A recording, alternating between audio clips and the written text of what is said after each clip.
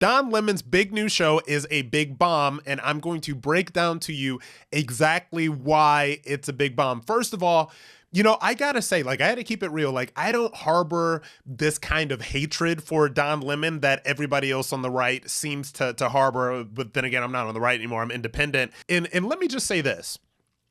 As a black gay guy that's also operating in the media space, you know, Don Lemon is pretty much the only person that I can look to that's actually navigating this space in a really big way. So I've never kind of like rooted for him to fail. I know that a lot of the MAGA influencers and a lot of the people on the right are sort of celebrating why the show is not doing well. I'm going to tell you exactly why it's not doing well, but also like, I don't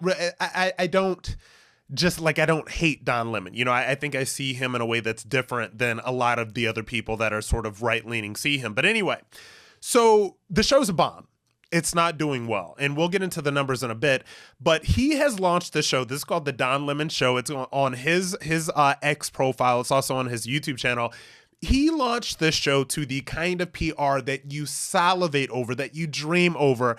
Don Lemon had every piece of major mainstream media coverage that you can think of. The man was on The View. He was on his old home at CNN. He was absolutely everywhere promoting this show, and it debuted to, well, not very big numbers. So let's break the numbers down, first of all, and let's break down the way that he was trying to negotiate sort of the big launch of his show. So the big launch, the big interview was this interview with Elon Musk. And I got into this in the audio version of this podcast last week a little bit more. But I think the way that he went into this interview with Elon Musk was all wrong.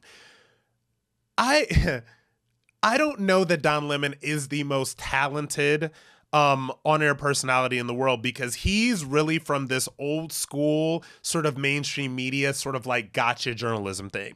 And so I think that when he sat down with Elon Musk, his entire goal from the beginning, before they even sat down, it wasn't to have a real conversation with Elon Musk. It wasn't to kind of get Elon Musk's point of view on things. It was to kind of like do this gotcha thing where he has this big gotcha moment with Elon Musk, of course, who everybody on the left hates right now because he took away, you know, their toy for suppression of speech, which was X, you know, formerly known as Twitter. And look, you can get into all of the ways that the left conspired to control speech on Twitter. That is all been out there. It's documented facts, whatever. Moving on. I think that he wanted to go into this interview. I don't think that he had good intentions going into this interview. So he wanted to make this big, you know, media moment. He wanted to make Elon the villain. He wanted to make himself the victim. He wanted to get everybody that's already on his team, you know, on the left-leaning people. He wanted to get everybody that is on his team sort of on the anti-Elon train.